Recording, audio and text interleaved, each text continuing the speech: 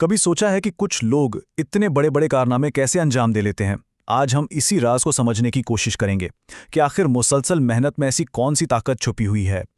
जरा सोचें, एक आलिम है, आगा बुरुजरार्दी, अपने काम में, अपने मुताले में ऐसे खोए हुए हैं कि उन्हें दुनिया की कोई खबर ही नहीं है। रात गुजर गई, यहां तक कि सुबह की अजान की आवाज़ कानों में पड़ी, तब जाकर उन्हें अंदाजा हुआ कि अरे, ये तो सुबह हो गई, और वो पूरी रात काम करते रहे। तो सवाल ये उठता है कि आखिर इस कदर गहरी लगन का राज क्या है? कोई भी अपने काम में इतना कैसे डूब सकता है कि उसे वक्त गुजरने का एहसास तक ना हो? अच्छा, इस गहरी लगन को समझने के लिए ना एक बहुत पुरानी कहानी का सहारा लेते हैं, खजाने और अजदहे की। और ये सिर्फ कोई आम कहानी नहीं है, बल्कि ये हमारी अपनी सलाहियतों और जिंदगी की मुश्किलातों को समझने की एक कुंजी है, एक चाबी है। देखिए, कहानियों में तो क्या होता है कि खजाना जमीन में कहीं छुपा होता है, लेकिन असल जिंदगी में ये खजाना कहीं बाहर नहीं, ये हमारी अपनी जहनी और जिस्मानी सलाहियतें हैं। और वो अजदहा जो इस खजाने की हिफाजत कर रहा है, वो दरअसल हमारी जिंदगी की मुश्किलात और रुकावटें हैं जिनका हम सबको सामना करना पड़ता है। तो मतलब बिल्कुल साफ है, फॉर्मूला बहुत सीधा सा है। अगर वो खजाना हासिल करना है तो पहले इस अजदहे पर काबू पाना होगा, है ना? मतलब अगर अपनी सलाहियतों को वाकई दुनिया के सामने लाना है, उन्हें निखारना है, तो फिर मुश्किलात का सामना तो करना ही पड़ेगा। उसके अलावा कोई दूसरा रास्ता है ही नहीं।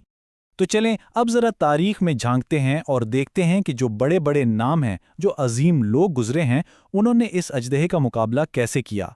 उनकी जिंदगी से, उनकी कहानियों से हमें क्या सबक मिलता है। सबसे पहले थॉमस एडिसन की मिसाल लेते हैं।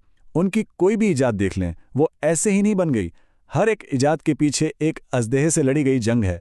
सोचें, हजारों मार नाकाम हुए, हजारों तजर्बे फेल हुए, और फिर जाके कामयाबी मिली।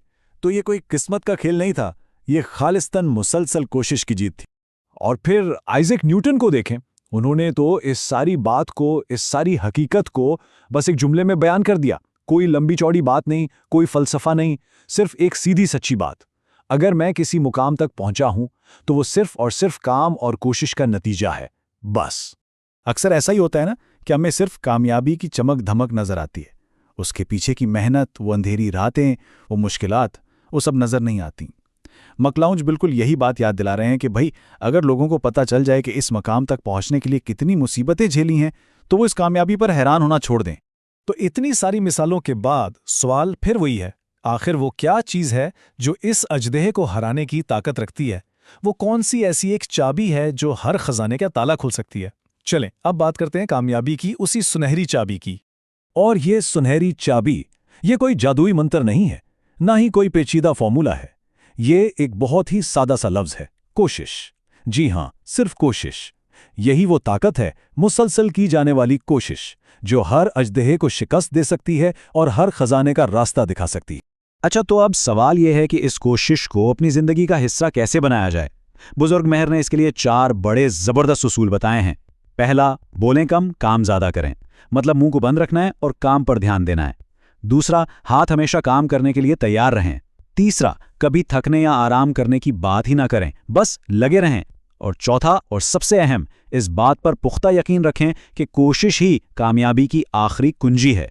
तो आखिर में बात अब ये नहीं रही कि कामयाबी कैसे मिलेगी, क्योंकि उसका जवाब तो मिल गया। वो सुनहरी चाबी तो हाथ में आ गई। असल सवाल अब ये है कि इस चाबी से कौन सा खजाना खोला जाएगा।